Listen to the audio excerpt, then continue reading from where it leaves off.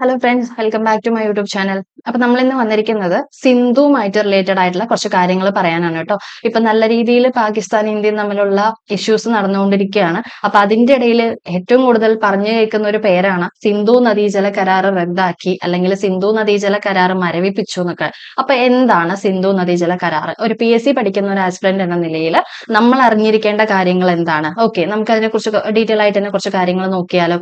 Okay, Sindhu നദീജല കരാർ എന്ന് പറയുന്നത് 1960, ഓക്കെ, 1960 സെപ്റ്റംബർ 19 സിന്ധു നദീജല കരാർ ഒപ്പുവെക്കുന്നത് എന്നാണ്? 1960 സെപ്റ്റംബർ 19 സിന്ധു നദീജല കരാർ ഒപ്പുവെക്കുന്നത്. ഓക്കെ, അപ്പൊ സിന്ധു നദി എന്ന് പറയുമ്പോൾ അതിനെന്തായാലും കുറച്ച് പോഷക നദികളും കാര്യങ്ങളും ഉണ്ടാവും അല്ലെ. അപ്പൊ സിന്ധുവിന്റെ പ്രധാന പോഷക നദികൾ എന്ന് പറയുന്നത് ഏതൊക്കെയാണ്? സിന്ധുവിന്റെ പ്രധാന പോഷക നദികളാണ് സത്ലജ്, രവി, ബിയാസ്, ചലം, ചിനാബ്. ഓക്കെ, ഏതൊക്കെയാണ്? സത്ലജ്, രവി, ബിയാസ്, ചലം, ചിനാബ്. ഓക്കെ, അപ്പൊ നമ്മുടെ ഈ സിന്ധു നദീജല കരാർ ഉണ്ടല്ലോ, ഇത് ഒപ്പുവെച്ചിരിക്കുന്ന രാജ്യങ്ങൾ ഏതൊക്കെയാണ്? ഒപ്പുവെച്ചിരിക്കുന്ന രാജ്യങ്ങൾ എന്ന് പറയുന്നത് ഇന്ത്യയും പാകിസ്ഥാനുമാണ്. ഇത് ഒപ്പുവെച്ചിരിക്കുന്ന രാജ്യങ്ങൾ ഏതൊക്കെയാണ്? ഇന്ത്യയും പാകിസ്ഥാനുമാണ്.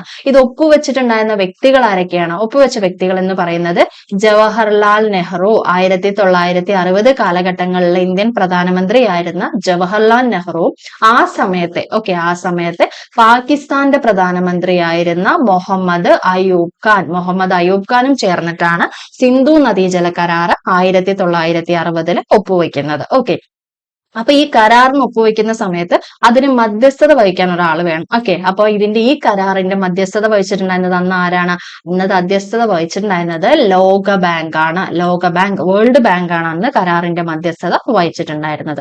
ഓക്കെ, ഈ കരാറ് പ്രകാരം ഇന്ത്യക്ക് അവകാശമുള്ള നദികൾ ഏതൊക്കെയാണ്? അതായത് നമ്മൾ ഇവിടെ ഒരു 5 നദികൾ പറഞ്ഞു അല്ലെ, 5 നദികൾ പറഞ്ഞു, സിന്ധുവും ചേർത്തിട്ട് 6 എണ്ണം. അപ്പൊ ഈ ഒരു കരാറ് പ്രകാരം ഇന്ത്യക്ക് അവകാശമുള്ള നദികൾ എന്ന് പറയുന്നത് സത്ലജ്, രവി, ബിയാസ്. ഓക്കെ, സത്ലജ്, രവി, ബിയാസ് എന്നിവയാണ് ഇന്ത്യക്ക് അവകാശമുള്ള നദികൾ. പാകിസ്ഥാന് അവകാശമുള്ള നദികൾ ഏതാണ്? സിന്ധു, ചലം, ചിനാബാണ് പാകിസ്ഥാന് അവകാശമുള്ള നദികൾ. ഓക്കെ, അപ്പോ നമ്മുടെ കരാറ് പ്രകാരം നമുക്ക് പഠിക്കാനുള്ളത് ഇത്രയാണ്. ഓക്കെ, അപ്പൊ നമുക്ക് സിന്ധു നദി എന്താണെന്നുള്ളതും അതിനെക്കുറിച്ച് കുറച്ചുകൂടെ ഡീറ്റെയിൽ ആയിട്ടുള്ള കാര്യങ്ങൾ നമുക്ക് നോക്കിയാലോ. ഓക്കെ, അപ്പൊ നമുക്ക് ഡീറ്റെയിൽ ആയിട്ട് തന്നെ കാര്യങ്ങൾ നോക്കാം. സിന്ധു നദിയുടെ ഉത്ഭവം എവിടെ നിന്നാണ്? സിന്ധു നദി ഉത്ഭവിക്കുന്നത് നമ്മുടെ ടിബറ്റിലെ മാനസ സരോവർ തടാകത്തിൽ നിന്നാണ്. സിന്ധു നദിയുടെ ഉത്ഭവം എന്ന് പറയുന്നത് ടിബറ്റിലെ മാനസ സരോവർ തടാകത്തിൽ നിന്നാണ്. ഓക്കെ, ഒഴുകുന്ന നീളം എത്രയാണ്? 790 കിലോമീറ്റർ ആണ്. 790 കിലോമീറ്റർ ആണ് സിന്ധു നദി ഇന്ത്യയിലൂടെ ഒഴുകുന്ന നീളം എന്ന് പറയുന്നത്. ക്ഷമിക്കണം കേട്ടോ, 790 അല്ല, 709 ആണ് കേട്ടോ, 709. ഓക്കെ, 709 കിലോമീറ്റർ ആണ് സിന്ധു നദി ഇന്ത്യയിലൂടെ ഒഴുകുന്ന നീളം എന്ന് പറയുന്നത്. അപ്പൊ ഈ 1114 എന്ന് പറയുന്നത് എന്താണ്? 1114 എന്ന് പറയുന്നത് നമ്മുടെ കേന്ദ്ര ജലവിഭവ മന്ത്രാലയത്തിന്റെ 2019 റിപ്പോർട്ട് പ്രകാരം എന്താണ്? നമ്മുടെ കേന്ദ്ര ജലവിഭവ മന്ത്രാലയത്തിന്റെ 2019 റിപ്പോർട്ട് പ്രകാരം ഇന്ത്യയിലൂടെ ഒഴുകുന്ന നീളമായിട്ട് കണക്കാക്കുന്നത് 1114 ഓക്കെ, അപ്പൊ ഓപ്ഷൻ നോക്കിയിട്ട് ആൻസർ ചെയ്യാം കേട്ടോ. 790 ഇല്ല ഓപ്ഷനിൽ എന്നുണ്ടെങ്കിൽ 1114 ആയിരിക്കും ആൻസർ എന്ന് പറയുന്നത്. ഓക്കെ, ഇപ്പൊ നമ്മുടെ സിന്ധു നദിക്ക് കുറച്ച് വിശേഷണങ്ങളും കാര്യങ്ങളും ഉണ്ട്. എന്തൊക്കെയാണെന്ന് നോക്കിയാലോ. പാകിസ്ഥാന്റെ ജീവരേഖ എന്നറിയപ്പെടുന്നത് സിന്ധു നദിയാണ്. ആ ജീവരേഖയാണല്ലോ ഇപ്പൊ നമ്മള് കട്ട് ചെയ്യാനായിട്ട് പോകുന്നത്. അപ്പൊ പാകിസ്ഥാന്റെ ജീവരേഖ എന്നറിയപ്പെടുന്നത് സിന്ധു നദിയാണ്. പടിഞ്ഞാറോട്ടൊഴുകുന്ന ഏക ഹിമാലയൻ നദി. ബാക്കിയുള്ളത് ഏതൊക്കെയാണ്? ഗംഗയും ബ്രഹ്മപുത്രയാണ് അല്ലെ. അപ്പൊ പടിഞ്ഞാറോട്ട് ഒഴുകുന്ന ഏക ഹിമാലയൻ നദിയാണ് സിന്ധു നദി എന്ന് പറയുന്നത്. ഓക്കെ, ഹിമാലയൻ നദികളിൽ വെച്ച് ഏറ്റവും നീളം കൂടിയ നദിയാണ്. ഓക്കെ, ഗംഗയും ബ്രഹ്മപുത്രയും കമ്പയർ ചെയ്യുന്ന സമയത്ത് സിന്ധു നദിക്കാണ് ഏറ്റവും കൂടുതൽ നീളം. ഓക്കെ, ഇന്ത്യൻ ഉപഭൂഖണ്ഡത്തിന്റെ ഏറ്റവും പടിഞ്ഞാറുള്ള നദി. ഓക്കെ, ഇന്ത്യൻ ഉപഭൂഖണ്ഡത്തിന്റെ ഏറ്റവും പടിഞ്ഞാറുള്ള നദിയും ഇന്ത്യൻ ഉപഭൂഖണ്ഡത്തിലെ ഏറ്റവും വലുതുമായ നദി. ഓക്കെ, എന്താണ്? ഇന്ത്യൻ ഉപഭൂഖണ്ഡത്തിന്റെ ഏറ്റവും പടിഞ്ഞാറുള്ളതും അതുപോലെ ഇന്ത്യൻ ഉപഭൂഖണ്ഡത്തിന്റെ ഏറ്റവും വലുതുമായിട്ടുള്ള നദി. വലുതുമല്ല കേട്ടോ, വലുതുമായിട്ടുള്ള നദി. ഓക്കെ, വലുതുമായിട്ടുള്ള നദിയാണ്. ഓക്കെ, അപ്പൊ ഈ നദികൾ ഒഴുകുന്നത് ആകെ 2 രാജ്യങ്ങളിൽ മാത്രമേ ഇത് ഒഴുകുന്നുള്ളൂ. എവിടെയാണ്? ഇന്ത്യയിലും പാകിസ്ഥാനിലുമാണ്. ഓക്കെ, ഇന്ത്യക്കും പാകിസ്ഥാനിലൂടെയാണ് ഇത് ആകെ ഒഴുകുന്നത്. ഓക്കെ, അടുത്തത് എന്താണ്? അറബിക്കടലിൽ പതിക്കുന്ന ഒരേ ഒരു ഹിമാലയൻ നദിയാണ്. എന്താണ്? അറബിക്കടലിൽ പതിക്കുന്ന ഒരേ ഒരു ഹിമാലയൻ നദി. അറബിക്കടലിൽ പതിക്കുന്ന ഒരേ ഒരു ഹിമാലയൻ നദിയാണ് നമ്മൾ സിന്ധു നദി എന്ന് പറയുന്നത്. ഓക്കെ, അതുപോലെ വേറൊരു കാര്യം, നമ്മുടെ മൊഹൻജദാരോ ഉണ്ടല്ലോ, മൊഹൻജദാരോ സ്ഥിതി ചെയ്യുന്നത് എവിടെയാണ്? മൊഹൻജദാരോ സ്ഥിതി ചെയ്യുന്ന നദീതീരം എന്ന് പറയുന്നത് സിന്ധു നദീതീരമാണ് കേട്ടോ, സിന്ധു നദീ തീരമാണ്. ഓക്കെ, അതുപോലെ നമ്മുടെ ലഡാക്കിലെ ലേ പട്ടണത്തെ ചുറ്റി ഒഴുകുന്ന നദിയാണ് സിന്ധു നദി എന്ന് പറയുന്നത്. ലഡാക്കിലെ ലേ പട്ടണത്തെ ചുറ്റി ഒഴുകുന്നു. വേറൊരു കാര്യം എന്താണ്? നമ്മുടെ ലഡാക്ക് സസ്കറ എന്ന പർവ്വത നിരകൾക്ക് ഇടയിലൂടെ ഒഴുകുന്നു. എന്താണ്? ലഡാക്ക്, സസ്കറ എന്നതിൽ ഇടയിലൂടെ ഒഴുകുന്നു. അതുപോലെ സിന്ധു നദി എന്ന് പറയുന്നത് ലോകത്തിലെ തന്നെ ഏറ്റവും വലിയ നദീതടങ്ങളിൽ ഒന്നാണ്. ഓക്കെ, സിന്ധു നദി എന്താണ്? ലോകത്തിലെ തന്നെ ഏറ്റവും വലിയ നദീതടങ്ങളിൽ ഒന്നാണ് സിന്ധു നദീതടമെന്ന്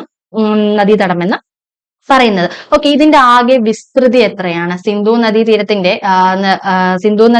തടത്തിന്റെ കേട്ടോ ആകെ വിസ്തൃതി എത്രയാണ്?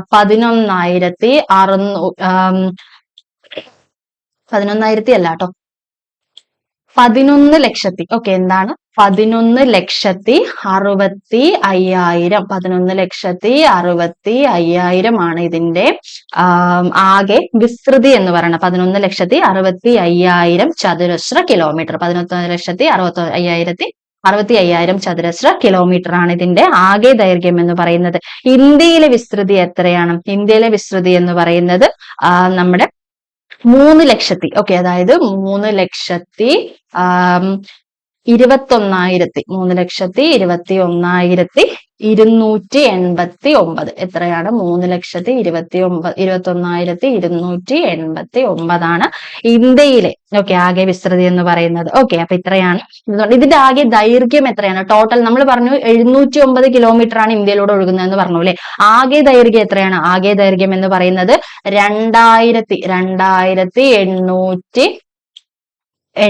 ഓക്കെ, 2,880 കിലോമീറ്റർ ആണ് സിന്ധു നദീതീരത്തിന്റെ ആകെ ദൈർഘ്യം എന്ന് പറയുന്നത്. ഓക്കെ, അതുപോലെ ഈ സിന്ധു നദി ഉണ്ടല്ലോ, ഇത് അറിയപ്പെടുന്ന മറ്റൊരു പേരാണ് ഇൻഡസ് എന്ന് പറയുന്നത്. സിന്ധു നദി അറിയപ്പെടുന്ന മറ്റൊരു പേരെന്താ? ഇൻഡസ് എന്നാണ്. അപ്പൊ ഇന്ത്യക്ക് ആ ഇന്ത്യ എന്നുള്ള പേര് ലഭിക്കാൻ കാരണമായിട്ടുള്ള നദിയായിട്ട് കണക്കാക്കുന്നത് സിന്ധു നദിയാണ്. ഓക്കെ, എന്താണ്? ഇന്ത്യക്ക് ഇന്ത്യ എന്നുള്ള പേര് ലഭിക്കാൻ കാരണമായ നദിയായിട്ട് കണക്കാക്കുന്നതും ഈ സിന്ധു നദി ആണ്. ഓക്കെ, അതുപോലെ ഹാരപ്പൻ സംസ്കാരം നിലനിന്നിരുന്ന നദീതീരം ഏതാണ്? നദീതീരം എന്ന് പറയുന്നത് രവിയും അല്ലെ, സിന്ധുവിന്റെ പോഷക നദിയായ രവിയുമാണ് ഹാരപ്പൻ സംസ്കാരം നിലനിന്നതായിട്ട് കണക്കാക്കപ്പെടുന്ന നമ്മുടെ നദി എന്ന് പറയുന്നത്. അതുപോലെ തന്നെ ഇന്ത്യയിലെ ഏറ്റവും പടിഞ്ഞാറായിട്ട് ഒഴുകുന്ന ഹിമാലയൻ നദിയാണ് സിന്ധു നദി എന്ന് പറയുന്നത്. ഏറ്റവും പടിഞ്ഞാറായിട്ട് ഒഴുകുന്ന ഹിമാലയൻ നദിയാണ് സിന്ധു നദി എന്ന് പറയുന്നത്. പാകിസ്ഥാനിൽ വേറൊരു കാര്യം എന്താണ്? പാകിസ്ഥാനില് സിന്ധു നദിയിൽ നിർമ്മിച്ചിരിക്കുന്ന ഏറ്റവും വലിയ ഡാം ഏതാണ്? തർബേല ഡാം ആണ് കേട്ടോ. തർബേല ഡാം ആണ് പാകിസ്ഥാനിൽ നിർമ്മിച്ചിരിക്കുന്ന സിന്ധു നദിയിലെ ഏറ്റവും വലിയ ഡാമായിട്ട് പാകിസ്ഥാനിൽ നിർമ്മിച്ചിരിക്കുന്ന ഡാമിന്റെ പേരാണ് തർബേല ഡാം എന്ന് പറയുന്നത്. അടുത്തത് എന്താണ്? അടുത്തത് എവിടെ വെച്ചാണ്, ഇന്ത്യയിൽ നിന്നും എവിടെ വെച്ചാണ് സിന്ധു നദി പാകിസ്ഥാനിലേക്ക് പ്രവേശിക്കുന്നത്? കാശ്മീരിലെ കാശ്മീരില് ചില്ലാർ എന്ന സ്ഥലത്ത് നിന്നുമാണ്. എങ്ങനെയാണത് പറയുക? അതായത് നമ്മുടെ സിന്ധു നദി തെക്കോട്ടൊഴുകിയിട്ട് കാശ്മീരിലെ ചില്ലാർ എന്ന് പറയുന്ന സ്ഥലത്തു നിന്നുമാണ് പാകിസ്ഥാനിലേക്ക് പ്രവേശിക്കുന്നത്. ഓക്കെ, പാകിസ്ഥാനിലേക്ക് ഇത് ഇമ്പോർട്ടന്റ് ആണ് ഈ ചില്ലാർ എന്നുള്ളത്. ഓക്കെ, അടുത്തത് ഈ 5 പോഷക നദികൾ നമ്മൾ പറഞ്ഞല്ലോ, രവി, സത്ലജ്, ബിയാസ്, അങ്ങനെ നമ്മൾ 5 എണ്ണം പറഞ്ഞല്ലോ. ഈ 5 പോഷക നദികളും സിന്ധുവുമായിട്ട് കൂടിച്ചേരുന്നത് എവിടെ വെച്ചിട്ടാണ്? മിതാൻകോട്ടിൽ വെച്ചിട്ടാണ്. ഓക്കെ, മിതാൻകോട്ടിൽ വെച്ചിട്ടാണ് ഈ 5 പോഷക നദികളും സിന്ധുവുമായിട്ട് കൂടിച്ചേരുന്നത്. ഓക്കെ, അതുപോലെ തന്നെ കാശ്മീരിലെ ചിനാബ് നദിക്ക് കുറുകെ പണിത ഡാമാണ് ബഗ്ലിഹാർ ഡാം എന്ന് പറയുന്നത് അല്ലെ. സിന്ധുവിന്റെ പോഷക നദിയായിട്ടുള്ള ചിനാബ് നദിക്ക് കുറുകെ കാശ്മീരിൽ പണിത ഡാം ഏതാണ്? ബഗ്ലിഹാർ ഡാമാണ്. ഓക്കെ, സിന്ധു നദീതീരത്തെ ഏറ്റവും വലിയ പട്ടണം, സിന്ധു നദീതീരത്ത് സ്ഥിതി ചെയ്യുന്ന ഏറ്റവും വലിയ പട്ടണമാണ് കറാച്ചിയാണ് സിന്ധു നദീതീരത്ത് സ്ഥിതി ചെയ്യുന്ന ഏറ്റവും വലിയ പട്ടണം എന്ന് പറയുന്നത്. ഓക്കെ, സിന്ധു നദി ഒഴുകുന്ന ഇന്ത്യയിലെ ഏക പട്ടണം ഏതാണ്? ലേ ആണ്. ഓക്കെ, സിന്ധു നദി ഒഴുകുന്ന ഇന്ത്യയിലെ ഏക പട്ടണം എന്ന് പറയുന്നത് ലഡാക്കിലെ ലേയിലാണ്. ഇന്ത്യയിലെ ഗിരികന്ധരങ്ങൾ സൃഷ്ടിക്കുന്ന ഏക നദി, ഇന്ത്യയിലെ ഗിരികന്ധരങ്ങൾ സൃഷ്ടിക്കുന്ന നദി എന്ന് പറയുന്നതും സിന്ധു നദിയാണ്. ഓക്കെ, അപ്പൊ നമ്മൾ ഈ കുറെ പോഷക നദികളെ കുറിച്ച് പറഞ്ഞായിരുന്നു അല്ലെ, പോഷക നദികളെ കുറിച്ച് പറഞ്ഞു. അങ്ങനെ പറയുമ്പോൾ നമ്മുടെ സിന്ധുവിന്റെ ഏറ്റവും വലിയ പോഷക നദി ഏതാണ്? ഏറ്റവും വലിയ പോഷക നദി എന്ന് പറയുന്നത് ചിനാവാണ്. സിന്ധുവിന്റെ ഏറ്റവും വലിയ പോഷക നദി എന്ന് പറയുന്നത് ചിനാബും ചെറുത് എന്ന് പറയുന്നത് ബിയാസുമാണ്. ഓക്കെ, ഏറ്റവും വലിയ പോഷക നദി ചിനാബും ഏറ്റവും ചെറുത് ബിയാസുമാണ്. ഓക്കെ, ഈ ബിയാസിന്റെ വേറൊരു പ്രത്യേകത എന്താണ്? പൂർണ്ണമായും ഇന്ത്യയിലൂടെ ഒഴുകുന്ന നദിയാണ്. പൂർണ്ണമായും ഇന്ത്യയിലൂടെ ഒഴുകുന്ന നദിയാണ് ബിയാസ് എന്ന് പറയുന്നത്. ഇന്ത്യയിലൂടെ ഒഴുകുന്ന ഏറ്റവും വലിയ പോഷക നദി ഏതാണ്? സത്ലജ് ആണ് ഇന്ത്യയിലൂടെ ഒഴുകുന്ന ഏറ്റവും വലിയ പോഷക നദി എന്ന് പറഞ്ഞാൽ അല്ലെ. ഏറ്റവും വലിയ പോഷക നദി എന്ന് പറയുന്നത് ചിനാബാണ്. പക്ഷെ ഇന്ത്യയിലൂടെ ഒഴുകുന്ന ഏറ്റവും വലിയ പോഷക നദി എന്ന് പറയുന്നത് എന്താണ്? സത്ലജ് ആണ് ഏറ്റവും വലിയ പോഷക നദി എന്ന് പറയുന്നത്. ഓക്കെ, അപ്പൊ നമ്മൾ ഈ പോഷക നദികളെ കുറിച്ചൊക്കെ പറയുകയാണെന്നുണ്ടെങ്കിൽ ഒരുപാടുണ്ട്. അപ്പൊ ഞാൻ അതിലോട്ടൊന്നും കടക്കുന്നില്ല. ഏറ്റവും ബേസിക് ആയിട്ട് നമുക്ക് വേണ്ട കുറച്ച് കാര്യങ്ങൾ മാത്രമാണ് ഇപ്പൊ ഇവിടെ പറഞ്ഞിട്ടുള്ളൂ. ഓക്കെ, അപ്പോൾ നിങ്ങൾക്ക് ഇത് യൂസ്ഫുൾ ആയി എന്ന് ഞാൻ വിശ്വസിക്കുന്നു. ഓക്കെ, അപ്പൊ നമ്മൾ ഈ നമ്മുടെ പാകിസ്ഥാനായിട്ടുള്ള കുറെ ചർച്ചകൾ ഇങ്ങനെ ചൂടുപിടിച്ച് പോകുന്നതുകൊണ്ട് എടുത്ത് ചെയ്തൊരു ടോപ്പിക്കാണ് കേട്ടോ. അപ്പൊ മനസ്സിലായി എന്ന് വിചാരിക്കുന്നു. Okay, thank you so much. വേറൊരു വീഡിയോ ആയിട്ട് പിന്നൊരു ദിവസം കാണാം കേട്ടോ.